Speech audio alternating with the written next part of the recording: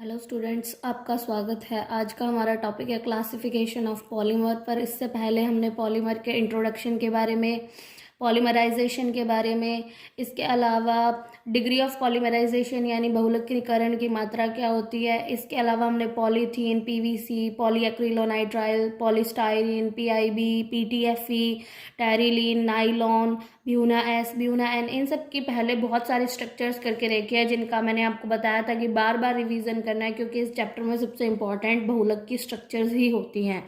तो सबसे पहले हम बात करते हैं बहुलकों का वर्गीकरण यानी क्लासिफिकेशन ऑफ पॉलीमर की। तो पॉलीमर को 6 प्रकार से यानी 6 टाइप से क्लासिफाई किया गया है, जिसमें पहला टाइप होता है उद्गम या स्रोत के आधार पर यानी बेस्ड ऑन सोर्स और ओरिजिन, यानी हमने इनको कैसे बनाया है उस बेस पे इनको 3 टाइप में बांटा गया है। फर्स्ट इज नेचुरल पॉलीमर, प्राकृतिक बहुलक। Second is semi synthetic polymer यानी अर्ध संश्लेषित बहुलक। एंड थर्ड इज संश्लेषित बहुलक यानी कि सिंथेटिक पॉलीमर।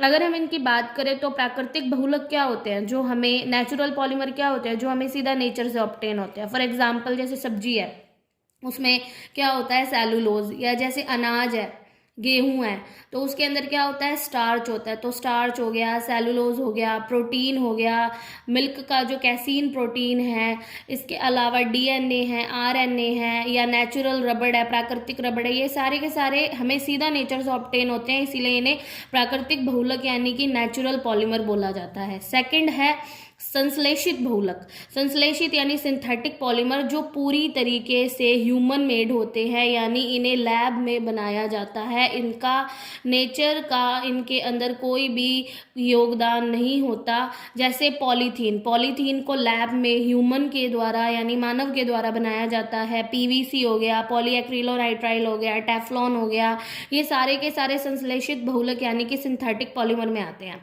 अगर मैं बात करूं अर्ध संश्लेषित बहुलक यानी कि सेमी सिंथेटिक पॉलीमर की, तो नाम से ही पता चल रहा है अर्ध संश्लेषित यानी इनको आधा बनाया गया। ये क्या होते हैं, नेचर से ऑब्टेन होते हैं, बट नेचर जब इनको हमें देता है तो इनकी जो क्वालिटीज़ होती हैं वो अच्छी नहीं होती। फॉर एग्जांपल जैसे नेचुरल रबड़, नेचुरल रबड़ की क्वालिटी अच्छी नहीं होती, अगर हम उसको खींचते हैं तो खींचने पर वो टूट जाती है।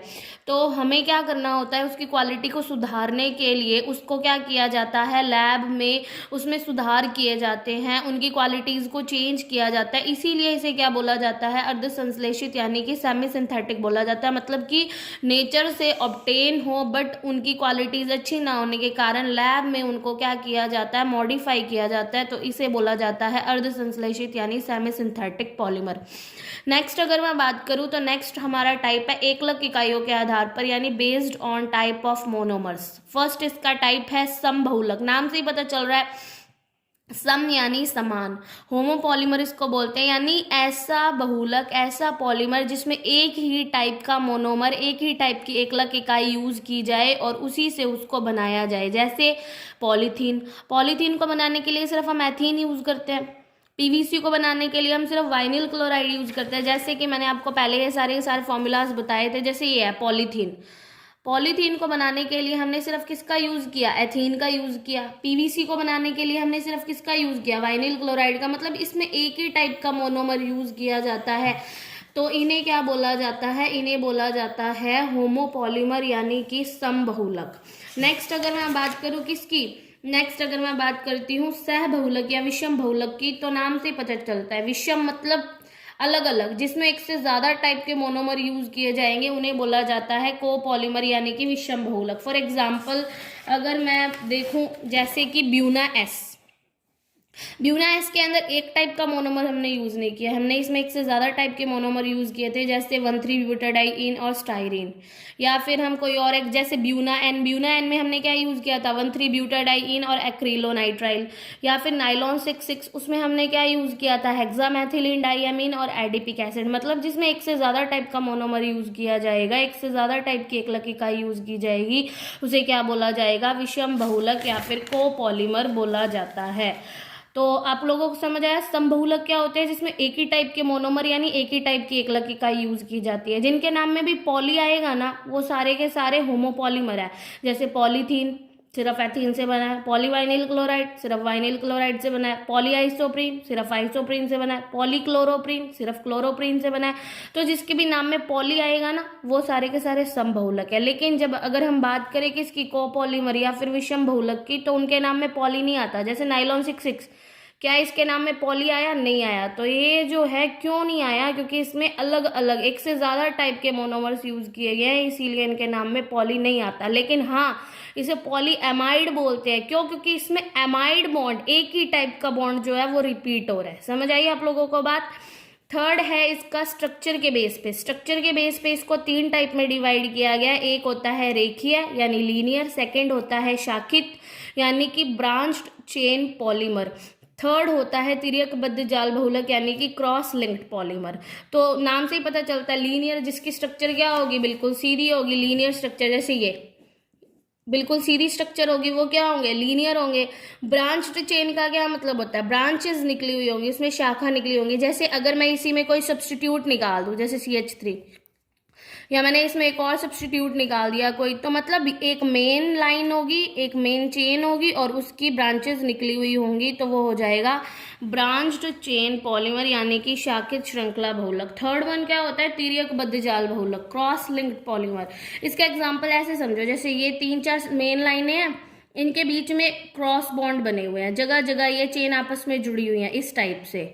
तो इस टाइप से जो स्ट्रक्चर बनती है ना, उसको क्या बोला जाता है, उसको बोला जाता है तिर्यकबद्ध जाल बहुलक यानी कि क्रॉस लिंक्ड पॉलीमर। जिसका एग्जांपल है हमारे घरों में बैकेलाइट। बैकेलाइट क्या होता है, जो हमारे स्विच बोर्ड होते हैं ना, जो व्हाइट कलर के स्विच बोर्ड होते हैं, वो बैकेलाइट के बने हुए होते हैं और वो बहुत ही ज़्यादा हार्ड होते हैं। आपने देखा होगा कि वो जैसे जब क्या होता है करंट वगैरह लग जाता है, जैसे फ्यूज बॉक्स है, तो करंट लगने पर भी क्या होता है कि उनमें आग नहीं लगती, वो पिघलते नहीं है, बस ये है वो ब्लैक ब्लैक हो जाते हैं। तो उसका रीज़न ये है क्योंकि उसमें बहुत सारे क्रॉस बॉन्ड होते हैं, जो उसकी स्ट्रक्चर को, क्रॉस बंध पाए जाते हैं, जो उसकी स्ट्रक्चर को क्या बना देते हैं, हार्ड बना देते हैं। नेक्स्ट है ताप के आधार पर, तो based on behaviour towards temperature. तो फर्स्ट है थर्मोप्लास्टिक यानी कि ताप सुनम्य बहुलक। तो थर्मोप्लास्टिक क्या होता है, थर्मोप्लास्टिक मतलब जिसको टेम्परेचर देने पर उसकी जो स्ट्रक्चर है वो पिघल जाए, मतलब वो जो चीज़ है वो पिघल जाए और उसकी स्ट्रक्चर को बार बार चेंज किया जा सके। जैसे पॉलीथीन, हम क्या करते हैं, अगर उसको गर्म करें तो गर्म करने पर वो पिघल जाएगा और उसकी स्ट्रक्चर को बार बार चेंज करके उसको नई स्ट्रक्चर्स दी जा सकती है, तो उन्हें क्या बोला जाता है, थर्मोप्लास्टिक यानी कि ताप सुनम्य बहुलक बोला जाता है। अगर हम बात करें ताप दृढ़ बहुलक की, तो ये वो होते हैं कि जिनको एक बार जो परमानेंट स्ट्रक्चर दे दी, बार बार टेम्परेचर देकर हम उसकी स्ट्रक्चर को चेंज नहीं कर सकते। एक बार जो स्ट्रक्चर उनमें मिल जाएगी, बन जाएगी, वही स्ट्रक्चर बार बार बनी रहेगी। टेम्परेचर देने से उसकी स्ट्रक्चर पे कोई इफेक्ट नहीं पड़ता। जैसे कि बैकेलाइट, बैकेलाइट को अगर मैं गर्म करूंगी तो गर्म करके उसकी स्ट्रक्चर को हम चेंज करके नई स्ट्रक्चर में तब्दील नहीं कर सकते, परिवर्तित नहीं कर सकते, चेंज नहीं कर सकते। तो अगर आप लोगों को समझ आया हो तो इसके एग्जाम्पल्स मैं आगे बताऊंगी। नेक्स्ट है हमारे क्या, बेस्ड ऑन मॉलिक्यूलर फोर्सेस, यानी कि उनके अंदर कौन कौन से फोर्सेस पाए जाते हैं, उस बेसिस पे इसको 2 टाइप में डिवाइड किया गया है। फर्स्ट इज इलास्टोमर यानी कि प्रत्यास्थ बहुलक, सेकंड इज रेशे यानी कि फाइबर। तो प्रत्यास्थ बहुलक और रेशे क्या होता है, रेशे तो हमें पता ही है, हमारे कपड़े जो है वो क्या होते हैं, फाइबर्स यानी रेशों के बने होते हैं। नाइलॉन हो गया, टेरिलीन हो गया। इसके अलावा जो इलास्टोमर है, इलास्टोमर का एग्जांपल होता है प्रत्यास्थ बहुलक का रबड़। क्या होता है इलास्टिक, इलास्टिक क्या होता है कि खींचने पर क्या हो जाए, लंबा हो जाए, और छोड़े तो अपनी वापस पुरानी वाली स्ट्रक्चर में आ जाए, तो उसे क्या बोला जाता है, प्रत्यास्थ बहुलक बोला जाता है। इसका एग्जांपल है रबड़। रबड़ को खींचने पर वो लंबी हो जाती है, उसके बाद जब उसको छोड़ा जाता है तो वो वापस अपने स्ट्रक्चर में चेंज हो जाती है। लास्ट है बहुलकीकरण प्रक्रिया के आधार पर, यानी कि बेस्ड ऑन पॉलीमराइजेशन प्रोसेस। तो अगर तुम लोगों को याद हो तो मैंने पीछे जितनी भी स्ट्रक्चर्स बनाई थी उसमें 2 चीजें हुई थी। एक, सिर्फ और सिर्फ बॉन्ड्स चेंज हो रहे थे, डबल सिंगल में कन्वर्ट हो रहा था, सिंगल डबल में कन्वर्ट हो रहा था, कुछ भी बाहर नहीं निकल रहा था, सिर्फ जुड़ ही जुड़ रहे थे, तो उसे बोला जाता है एडिशन रिएक्शन यानी कि एडिशन पॉलीमराइजेशन यानी कि योगात्मक बहुलकीकरण।